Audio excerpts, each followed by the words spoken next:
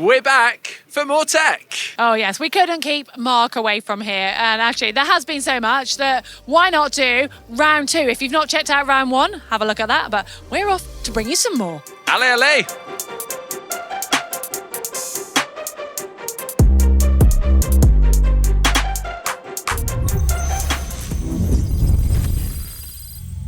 Well, this is a pretty exciting one. Fairly sure we are the first to get our hands on this from Precision Fuel and Hydration, bar a couple of the pro athletes like Leon and Fenella. This is their new Flow Gel. Don't worry, they're not expecting you to shove this in the back pocket of your tri-suit.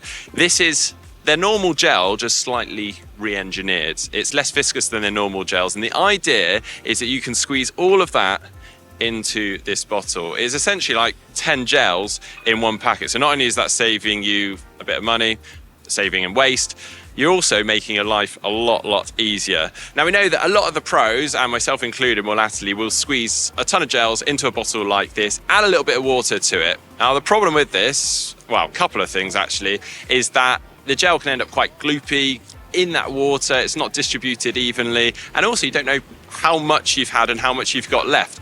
Now, the beauty of this is that it will be a nice consistency.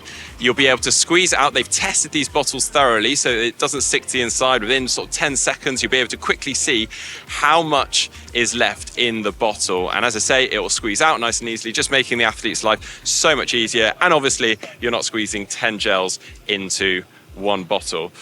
This is available on pre-order from now, and also what we don't have here now is they're going to do a run flask as well, which is coming very shortly, which is pretty cool for you ultra runners or even for triathletes too. Well, Compress Sport, as their name suggests, are known for their compression garments, most notably their compression socks. Well, they've just taken it a step further. Last year, they released a compression aero sock, and now they have a compression aero sleeve, the R2 aero sleeves. And it is basically still a compression garment that's graded with its compression, but it's got these added features, which you can see on the front. Lines are obviously designed to help the airflow over the shin and the calf that much faster. There's also a detail on the side, which sits around behind the calf to help the air leaving the calf as well. And apparently from wind tunnel testing, where they've tested a couple of athletes at 40 kilometers an hour, it's up to a 9% watt saving. So a significant amount for something that is a relatively small garment. The other difference between the compression sleeves and this aero version, these are just a little bit shorter, so they make it easier for triathletes to put on in T2, because obviously if it's a non-wetsuit swim, you can't be wearing them before that. So yeah, interesting garment. I've just been by the DT Swiss stand, and Ralph has kindly just been showing me a sneak peek of a new product. No? No, you're not allowed to see it. I'm not allowed to see it? Well, yeah, it's a brand new wheel. It's coming in 2 weeks' time. Thanks for being here. That's all we can do. Apparently, can I say this? It's for entry level, but you're getting a lot of bang for your buck. It's aero optimized, but you're just going to have to stay tuned a couple of weeks' time.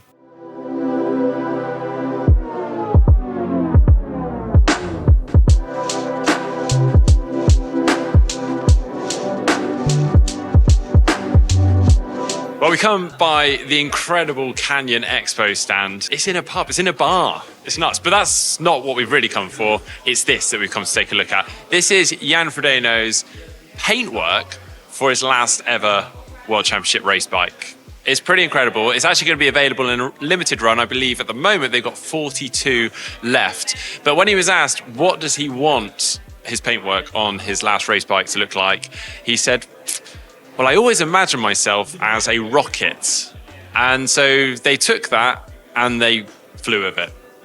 Sorry about that. And can you roll with that? And did a ton of research into NASA, space, rockets, you name it. And this is what they came up with.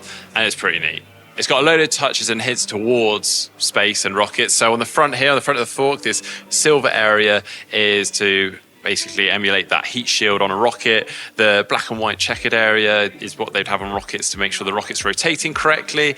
They've got the badge here, which you'd have on a rocket, as well as a ton of quotes from Jan himself, including this one from Kona 2015.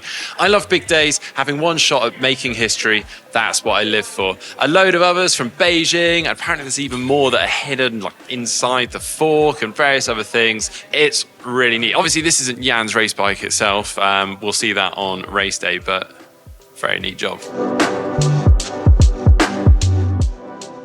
We're ready, set, let's go. Oh no!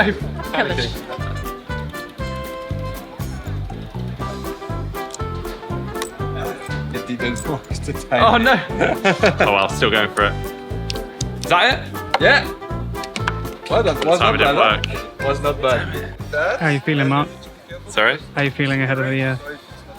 She's analysing this quite thoroughly. She's getting a lot of help right now. I'm a bit worried. My 17 seconds is under threat. So if it's not working, you need to put your finger in and help you to... Even in the right way round, I think you're still going to be safe, to be perfectly honest. Okay, is it working? Yes. There you go. Precise. She's doing well, she's doing well, she's doing very well. She's doing well, yeah, definitely.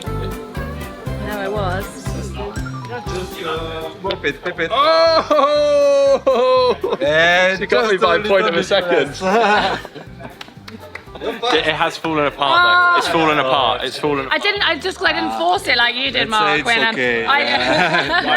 Mine was production ready. Just saying, production ready.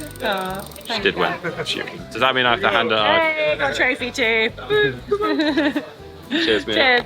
Cheers.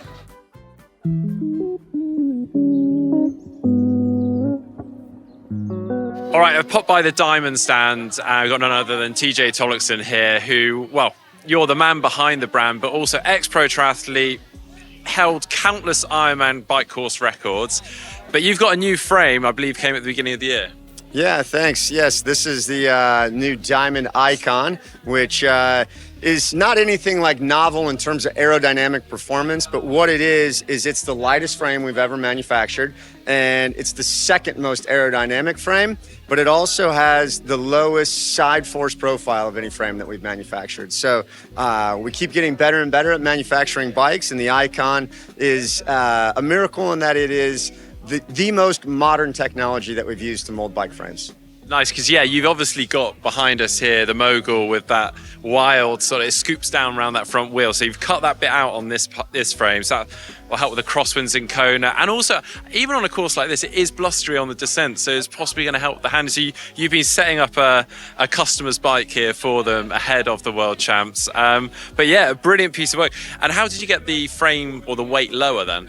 Yeah, so the weight of the frame was actually lowered by using a new molding process. We use silicone bladders inside the molding. So traditional bikes were molded with lay flat tubing, which allowed excess resin to pile up in certain areas of the bike. And it's the resin that makes a carbon fiber bike heavy, not the carbon fiber. And so by using a new silicone molding process, we're able to take out that excess resin, have tighter tolerances throughout the bike, a really smooth interior finish on the carbon fiber, and an ultra lightweight bike. Awesome.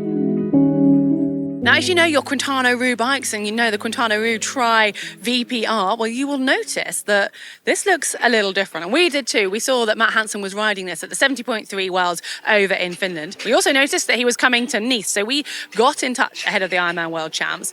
And it does turn out that there are a few obvious differences. We don't have all of the details yet, but on first look, it is the frame that is quite notably different. So the front forks here are much wider. All of the tubing is generally looking wider. And you'll also notice that there's no hydration sitting between the aero bars, which makes me think, from a look of the straw, that there's some internal hydration going on. And when we spin the bike round, you'll also notice that aero fairing that's coming over the disc brake covers. Those are the most notable points at the moment. It's going to be interesting. This is apparently still very much a prototype. Wind tunnel testing is still going on, and they're working closely with Matt before they announce actually what this bike is going to be. So keep your eyes peeled. Now, I expect Mark is still buzzing and ready for more, but I am teched out. To be fair, that has been pretty full on. It's hot as well. I've absolutely loved it. I hope you guys have too. Let us know which is your favourite bit of tech in the comment section down below, and give it a like. Cheers.